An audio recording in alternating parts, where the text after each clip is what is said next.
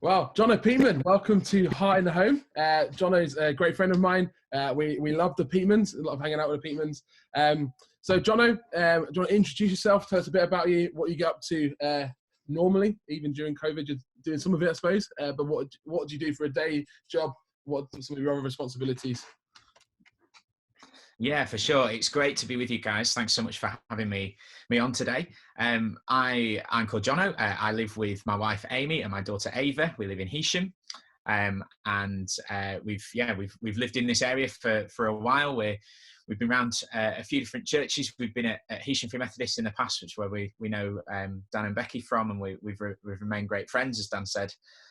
Currently, I work for St Thomas's Church in Lancaster. So I'm worship pastor there, so I head up everything kind of musical and technical there. I also run the local Christians Against Poverty Debt Centre, so we're a debt counselling service. So we work with people who are struggling financially, and we provide light and life and hope into those situations that can seem lifeless and hopeless at times. So that's a little bit about who I am and what I do. I'm a Liverpool fan as well for my sins. So we'll see what happens this season. But I enjoy sport. I enjoy, we like going to the cinema when the cinema's open, not in COVID season. That's a little bit about us. All sounds great apart from being a Liverpool fan. We can't help some things, unfortunately. You also like to play a bit of FIFA, probably evenly matched, although you've not played enough FIFA recently.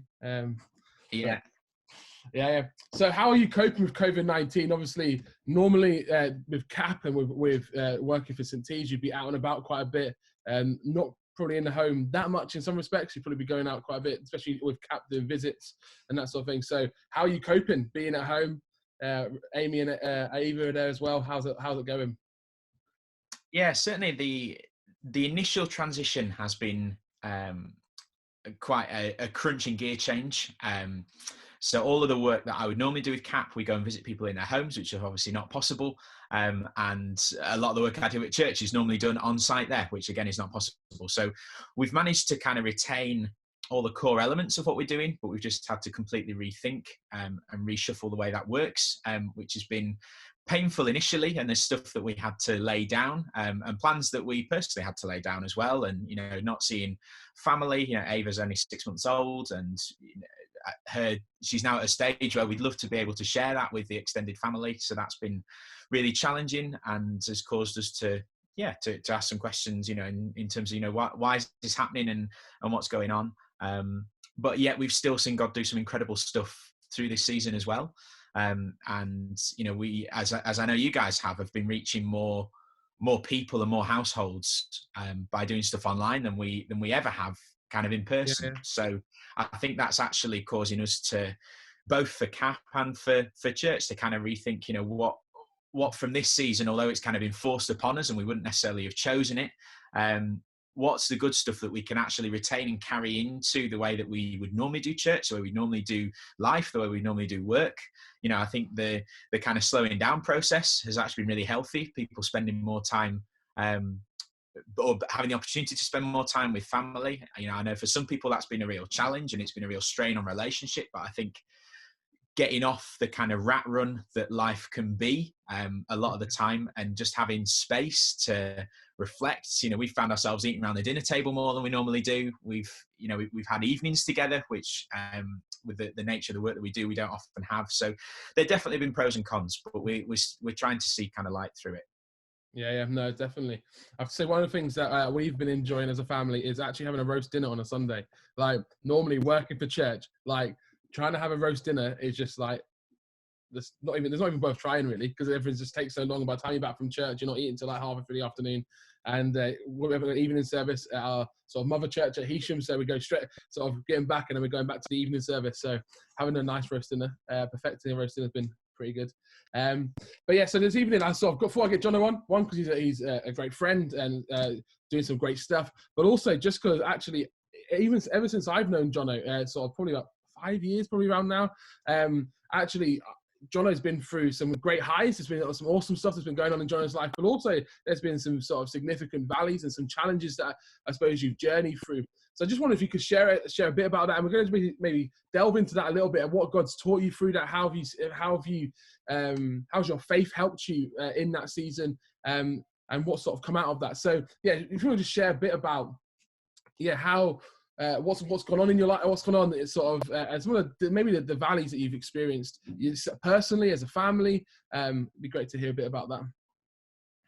Yeah, so I suppose a lot of the way that I now sort of describe my faith journey, which I know is a very Christian thing to say, but like my kind of faith journey has been around loss and bereavement, and for us, that's obviously something that you would never predict. It's something that you'd never want, but actually for us, that's been something that's been really pivotal to our story. And something that I always say is that faith only, for me anyway, has only really become real when life challenges what you're standing upon and where your foundations are.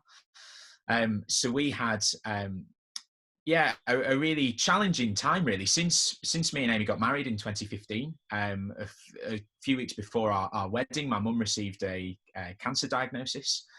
She was only in her early 50s at the time, and it was unclear exactly what that would entail. We knew it wasn't good news, but we weren't sure exactly on timescales. We weren't sure exactly on the severity, and so we kind of lived with that, as you know, we went away on honeymoon with her starting her treatment, and then almost exactly 12 months to the day, we had the news that she passed away. We were actually able to, as a family, be with her when that happened, but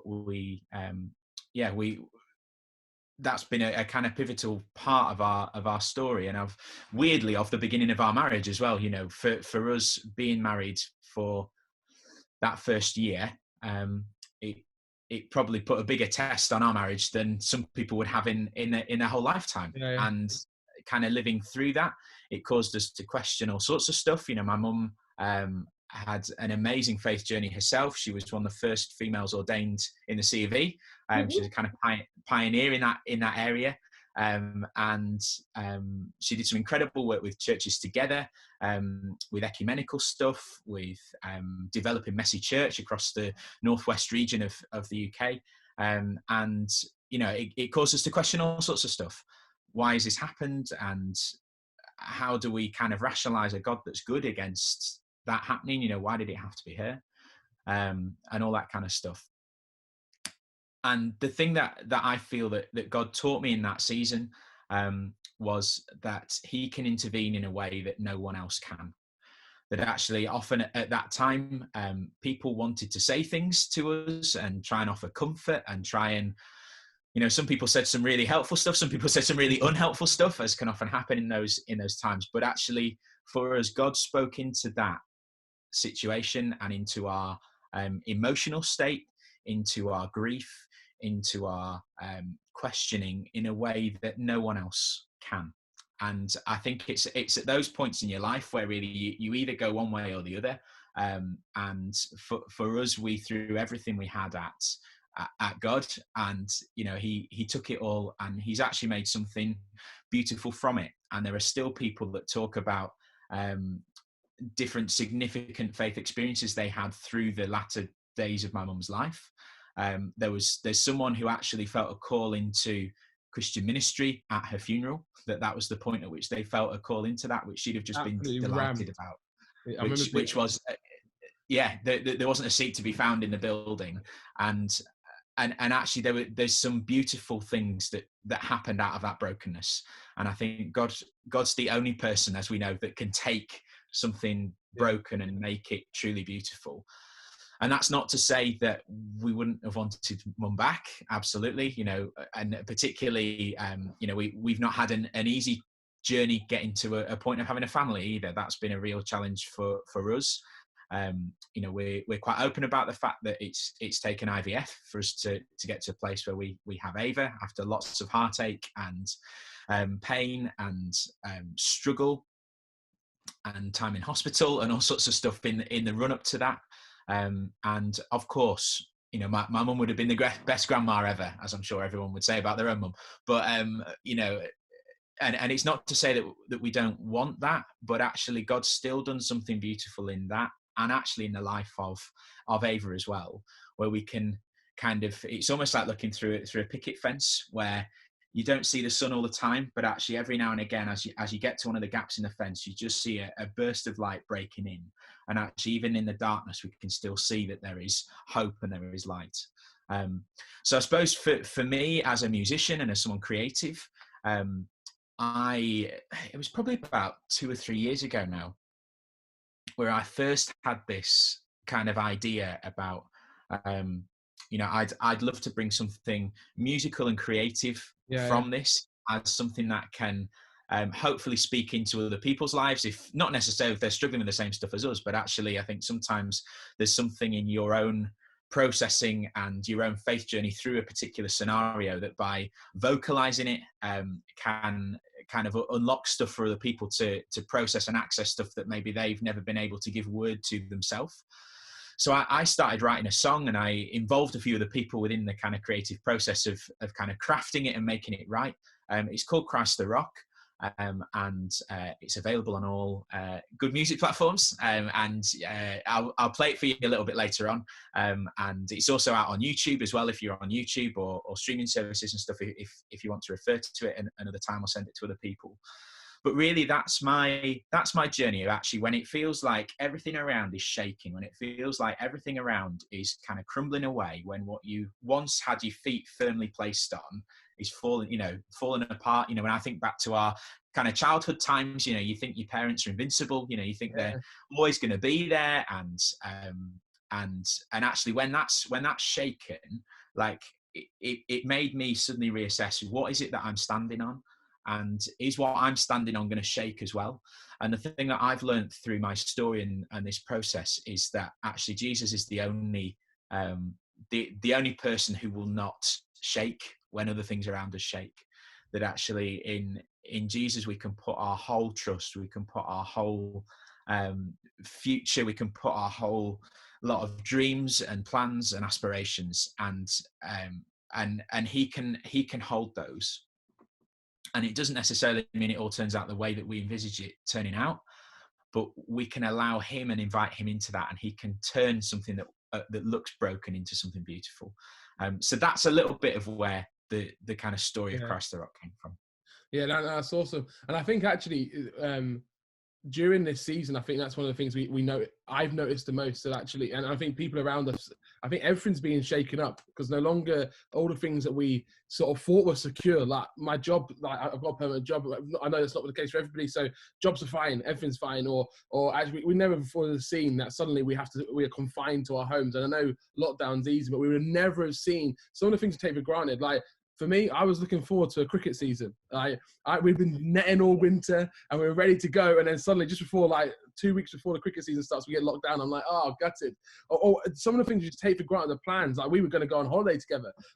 There's so many plans that we have, and so many things that we hold secure. Finance suddenly becomes this thing that, for many people now, being furloughed or losing jobs, or even just going to the shop. Before we just go to the shop and wouldn't think twice about it. Now we queue, and so many things just get shaken. And actually, what's holds secure for me, I know, and for you as well, that it's where do we turn? And I suppose we spoke about this at the last time at home a little bit, but where do you turn in a time of crisis? Do we just turn to our own sort of self-help? And some of that stuff's good, or do we actually turn to prayer? Do we turn to Jesus? And actually, so if you're watching this, I want to encourage you to do that. And actually, the story of the song really speaks into that as well. Through Christ the Rock, massively speaks into that, and it's been played on national radio and stuff like that. And you've got a couple of songs that have got Holy Water out as well, which has got tens of thousands of views on listens on Spotify. How many up to the moment? Yeah, I think that one's about 60,000 now. I mean, that's just been incredible that. Just to see something that's kind of birthed in your own house, for me, it was just sort of sitting down. I wrote that song entirely on my own in about half an hour in the lounge with my guitar out in a kind of personal worship time. To see that kind of suddenly hit like different continents across the world, and people making faith commitments through listening to my music has just been an incredibly humbling experience, and beyond my wildest dreams. Again, God takes something, the little that I have to offer, and multiplies it. That's awesome. Yeah, so we'll put Jono, how you can connect with Jono personally as well, on the screen. Instagram, Facebook, Jono Peatman Music on YouTube, I believe. And also check out some of the stuff that St. T's in Lancaster are doing. Some awesome worship stuff coming out of there as well. But yeah, no, thanks so much, Jono. We're actually has recorded Christ the Rock, especially for us at Heart in the Home. So we're going to go straight into that. So thanks so much, Jono. Great to have you as part of Heart in the Home. And yeah, let's tune into this and listen to Christ the Rock.